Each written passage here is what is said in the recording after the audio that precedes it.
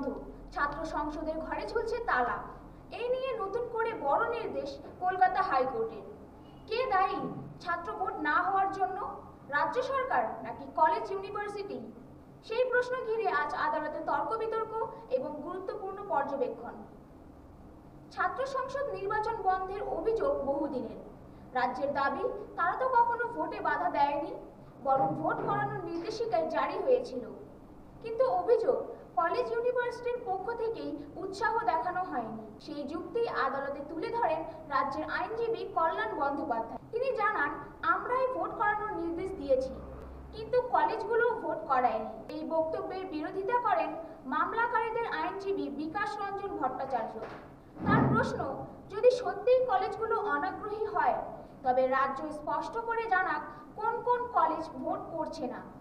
বরং বাস্তব হলো রাজ্যই ভোট বন্ধ রেখেছে, দায় তাদেরই। ঠিক এই পাল্টাপাল্টি দাবির মাঝেই বিচারপতি সুজয় পাল এবং বিচারপতি স্মিতা দাসদের ডিভিশন বেঞ্চ স্পষ্ট জানিয়ে দেন, যদি রাজ্যের দাবি সত্যি হয়, তবে সেটা দলিল সহ প্রমাণ করতে হবে। শেষ ছাত্র ভোটের পর থেকে যত ডেপুটেশন জমা পড়েছে তা পাঠাতে হবে শিক্ষা দপ্তরে, আর সেসবের ভিত্তিতে রাজ্য যে জবাব দিয়েছে আদালতে জমা দিতে হবে তার কপিও। আদালতের পর্যবেক্ষণ, ভোট না হলে আসল দায় কার, তা স্পষ্ট হওয়া জরুরি।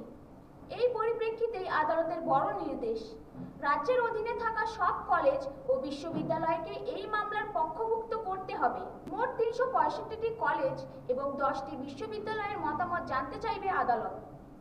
ভোটের অনাগ্রহের আসল কারণ জানতে হবে শিক্ষা প্রতিষ্ঠানগুলোকেই, অর্থাৎ শুধু রাজ্য বা মামলাকারী নয়, এবার কলেজ ইউনিভার্সিটির বক্তব্য শোনা হবে সরাসরি।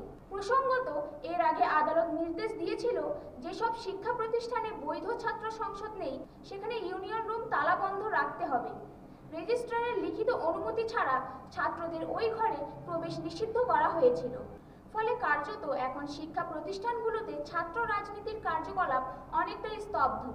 আর এবার আদালতের নির্দেশে স্পষ্ট হচ্ছে, ছাত্র ভোট বন্ধ হওয়ার দায় কার, তা নিয়ে আর ফাঁকফোকর রাখবে না বিচারপতি। সবার বক্তব্য একসাথে উঠে আসবে আদালতের সামনে। ছাত্র রাজনীতি রাজ্যের রাজনীতিরই গুরুত্বপূর্ণ অঙ্গ। কলেজ ভোট না হওয়া নিয়ে এতদিন চলছিল চাপান্তর, কিন্তু হাইকোর্টের এই নির্দেশের পর ছবিটা অনেকটাই বদলাতে চলছে। দোষ কার তা স্পষ্টভাবে জানাতে হবে কলেজ ইউনিভার্সিটিকেও। ফলে ছাত্র ভোটের ভবিষ্যৎ কোন দিকে যায় সেদিকেই এখন নজর রাজ্যের শিক্ষা মহল থেকে শুরু করে রাজনৈতিক মহল।